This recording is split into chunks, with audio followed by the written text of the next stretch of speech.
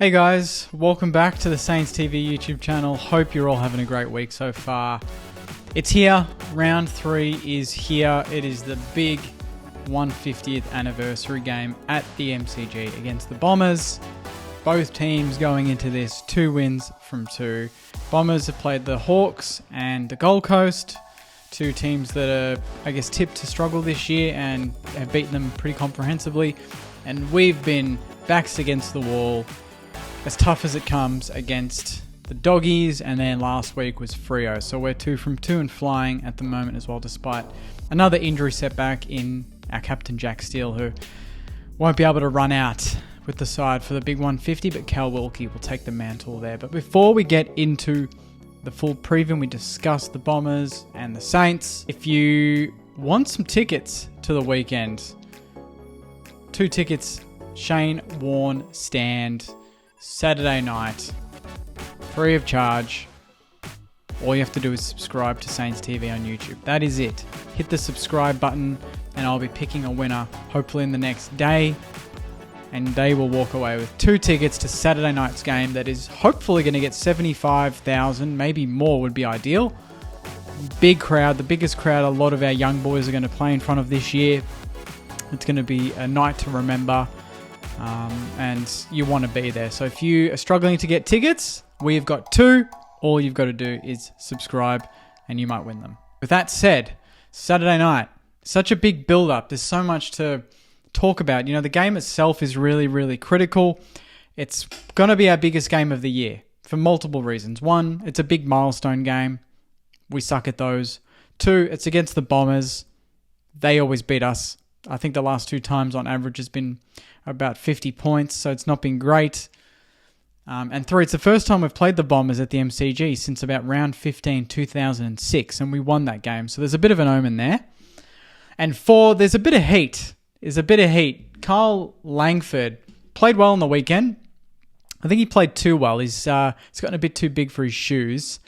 He came out and basically said that the Saints have booked the Bombers in for an easy win. That's why we wanted to play them at the G on Saturday night, was because we wanted to win our milestone game, and we thought, well, our best chance was against the Bombers, the team that has flogged us the last 2 times. So his logic there is very flawed. We wanted to play the Pies in this game. We beat them in 1966. It's our milestone game. It's fitting to play against the Pies. That didn't happen. So that's again added some more fuel to the fire there. So there's a bit of heat building in this one because the Bombers want to ruin our night. They definitely want to come out fast. They want to just quieten the Saints fans in the crowd, the many Saints fans that are hopefully going to be there, and be the party crashers. So we want to avoid that. And the first thing we need to do is get to the game. We want to get there and make it the biggest crowd, I think biggest home and away crowd at the MCG that the club has ever had. I think that's around 72, 73,000. Correct me if I'm wrong, anyone out there. But we want to get the crowd. We want to see more red, white, and black than just red and black. We've got a lot of unknowns with our team. They haven't played a single team like this ever. This team is 50% different to the team they played last year and flogged. Let's put it that way. And that's just in terms of the players. That does not mention the coaching changes, the structural changes, and all that goes with getting Ross Lyon on board with Lenny, Harvey, and Enright. So it's going to be a big night for that reason, because to go 3-0 with our injuries, with Gold Coast at home to come, is a big opportunity. An opportunity that we cannot miss. In terms of this week, we've got the Bombers. They're up and about. We're missing our captain. They want to knock us off on our big night. So for me, I mean, I'm feeling honestly the same way I felt last week. I feel comfortable. Even with Jack Steele out, I just feel like we're going to cover him. We've got that next man up mentality thanks to Ross and co for doing that. And the boys have already embraced that. The boys know that, yes, Steele is down, but someone else is going to stand up. You know, even Filippo and Caminiti, they've stood up in the absence of Membry and King. Liam Stocker down back's been a revelation, just doing his job week in, week out. And then you've got players like Zane Cordy who have, you know, making me look silly because I said I wouldn't play him at all this year, and he's kicked 3 goals straight in 2 weeks, and all those goals have been crucial goals to get us over the line late in the game. So even he's standing up. So we just need to continue to do that. And this week, it doesn't change. We miss Steele. His output is irreplaceable, but we've got players that can share the load now. We've got players like Windy, who's back. Perfect timing for him. Bytel's a chance to come back in with Jimmy Webster. And then on top of that, you've got Hunter Clark, who's really pushing in the midfield and looking very natural there. And then Gresh roaming through there. Crouch is in career best form, the way he's playing. Then you've got Rowan Marshall, who's looking like that elite ruckman that we really thought he could become as the standalone ruck. And he's going to have his work cut out against Draper. But he played Draper in the Pracky game and he took him to the cleaners. So we're expecting another fierce hit out with those two, but you're back row to win the chocolates there because he took care of English after quarter time last week, and English is touted to be one of the best ruckmen in the league. So Rowan Marshall is almost another midfielder for us. So as much as our midfield is depleted in a way without Steely and Jonesy and Seb Ross is back in,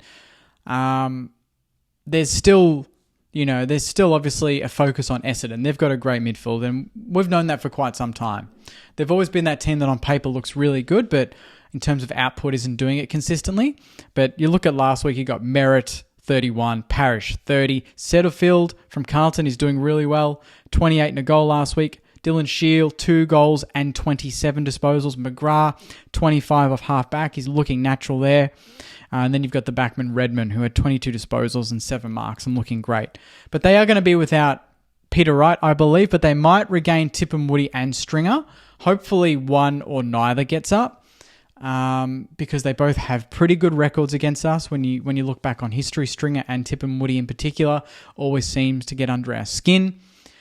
But again, when you talk about the strengths of the opposition, you think, well, the Bulldogs had a pretty solid forward line with Norton and Darcy and Ugelhagen down there last week, and then Freo had a tall team overall, and we just negated those strengths. And I think that's one of the best things about the way we've played football this year is, yes, we have got our limitations, but we utilize the strengths that we have in the meantime and are able to negate any strengths that the opposition have anyway. So we know that the Bombers want to move the ball fast. We know they want to run and spread and get it in quick. But we've known that with the other teams and we've stopped that. We've had great coverage across the ground. We've been able to zone off and go man on man when we need to, but then also run off our man and intercept, a 50-50 ball that maybe last year we just watched that get chipped around for 10 minutes. But in the first 2 rounds this year, we've really just pressed slowly until there's an opportunity where the opposition go for that risky kick, semi-risky kick into the middle of the ground, and that's where we pounce,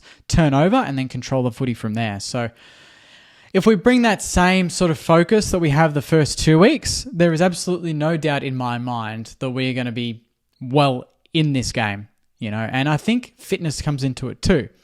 And I've always said, at least under Brett Ratton, I thought that we played better football at the G. And Marvel was always an issue, but now we look so natural at Marvel the first 2 rounds. I'm really hoping that pressure game can translate onto the bigger field, because everyone knows that the MCG is significantly wider and there's obviously going to be more room for the Bombers to chip it around and run and spread, and that might stretch out our sort of defensive structure. But our fitness has been so good in the first 2 rounds that even if we're, level or a goal down at 3/4 time, you kind of back the boys to finish strong, because the last 2 weeks we've kept the teams goalless in the last quarter and then run away with the games. We're going to be up for this. There's no doubt about that. But the Bombers are going to be up for this too. So we're going to have to take this very seriously, and no doubt we will. We know this is a big occasion. We know that we struggle on big occasions. Spud's game, Maddie's match in the last couple of years, to name a few, have been pretty bad performances. We don't want to be doing this on our 150th anniversary. It's on April Fool's Day, so anything could happen. But I just have this, this trust. I guess that's the main word. I have a trust with this team that I know everything they're doing during the week is going to give them the absolute best chance to perform on game day. And I know that a lot of these kids, like the Caminidis, like Mitch Owens, like Filippo, Naz at halfback, they are all going to be absolutely frothing when they run out and they see 70, 75, hopefully even 80,000 St Kilda and Essendon fans there to watch this game. Especially Filippo, you can tell he wants to play on the big stage. He's a big stage player. Even in game 3, I know he's going to be looking forward to this, and hopefully, deep down he's thinking, I'm going to win this game for my footy club. And that's what we love about him. But we know that a lot of our other youngsters are going to have that same mentality. They're going to want to give it their best. And that's something we haven't really been able to trust with our team over the last couple of seasons, but with the first 2 rounds, we've not put a foot wrong, and there's no sign, there's no indication for me that this week is the week that things just change. Obviously, there are going to be weeks where we don't perform to that same level consistently, but I think at round 3, it's still early enough in the year that there's a lot of buzz, a lot of enthusiasm. The boys look great at training yesterday, very relaxed, and we could get Bytel and Webster back on top of Windy, probably starting in the guts. I think that we've got a more even spread across the ground than the Bombers. The Bombers have got a better midfield, but I think their bookends in defence and in the forward line is where they struggle, and I think our back line has been so strong lately that regardless of who we play, I'd be pretty comfortable with taking them on. And the Bombers' forward line is probably the shortest forward line we're going to be facing in the first 3 games. The Dogs was tall, we know that, and even Freo were taller than us. So I think to have, no big sort of power forwards to focus on this week will hopefully play into our hands. And then the midfield has been so good lately that even though the Bombers probably on paper have the better midfield, I trust our midfield to get the job done. And I think our forwards have got enough X factor, enough sort of size about them. They are youngsters, but they are quite big youngsters. Caminiti, Owens, and Filippo, all above 6'2", all above 80 kilos. They can cause some headaches. And then Cordy, Gresh can rest there. Butler and Higgins want to lift. This is a big game for them because it might be dewy, it might be a bit wet. So the ball might be on the deck a bit more, and we've got some pretty good smalls and ground ball players that might actually really thrive in those conditions. So I'm feeling good about this, Sainers. I am not nervous at all. I'm excited for the occasion. I can't wait to be there to see the boys run out.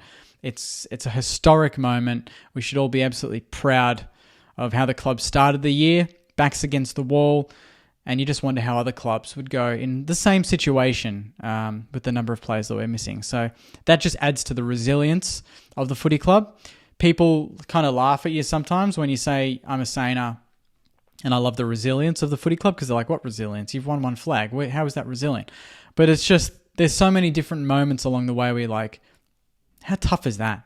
To not give up, to keep going. And our support is resilient. It's never going to end. It's endless support. We love this club. We're stuck with this club, regardless of how many flags they win and how many games they win during the season. It doesn't matter because we're Saints and we love the club. And the way we've started the year embodies that. It's really symbolic of why we love St Kilda. It's part of why we love St Kilda. Everyone has written us off. Everyone has written us off this year. The injuries, Ross Lyons, he's a has-been. He's not ready to come back and coach. He's just going to bring back a shit game plan. They don't have any, A-grade players. Their youngsters aren't that good. So far, for the first 2 weeks, none of that is true. Ross Lyon looks like he's coaching better than ever with Robert Harvey, Hayes, and Enright and everyone else. Our youngsters look like some of the best in the comp. Yes, maybe we don't have any A-grade players, but geez, we play like an A-grade team at the moment. So there's a lot to like about the boys. There's a lot to love about the footy club in the first 2 weeks, and I firmly believe we can keep this party rolling. And if we go to 3-0, wow, that would be amazing. No doubt the Bombers are going to be a test. This is our biggest test of the year, funnily enough, because the Dogs and Freo were, touted to be top 8 teams, and the Bombers weren't. And we took care of both those 2 teams. And to be fair, the Bombers are playing the best football out of those teams that we've played so far, and they're going to take the game on probably a bit more than the other teams. So this will test us, but I really do believe that we'll be up for the occasion. So I can't wait for it. I hope that everyone watching this can get to the game. If you can't, whether you need tickets or not, subscribe. I am giving 2 tickets away. 2 pretty damn good tickets as well. Shane Warne stand. Very fitting to sit in the Shane Warne stand for this game. How lucky would that be? So if you haven't subscribed, please do. I'm also doing a campaign that hopefully a video will drop in the next week or in the next day or so before the game. I'm a Sainter because. So I'm urging all Sainters watching to send me either on Instagram or email at jake@saintstv.com.au a 30-second video just telling me why you're a Sainter. I'm a Sainter because I love the colours, or I love Lenny Hayes, or my dad's a Sainter, or my mum's a Sainter. Whatever the story may be, I'd love to hear them because I'd love to put a special video together and share a lot of those stories to the broader audience, because every member loves the Saints for a different reason, but also we all relate at the same time, which is why it makes our supporter base so special. So I want to kind of convey that as best as I can in a video before the big game on Saturday night. So if you've got 30 seconds of your time, film it, send it to me, and I'll get it in for the video. So thank you very much for watching. A bit of a longer one today, but I thought it deserved it. It's a big occasion, a big night for the football club. I'll be back after the game for hopefully, a glass of wine, and we can celebrate the footy club and hopefully being 3-0. So can't wait for it. Yeah, I'm so excited. This is the biggest game of the year so far for us, so bring it on. I'll leave it there. Thank you very much for watching. Enjoy the rest of your week, and I'll see you after the game on Saturday night. Take care, and as always, go you mighty Sainers. See you guys.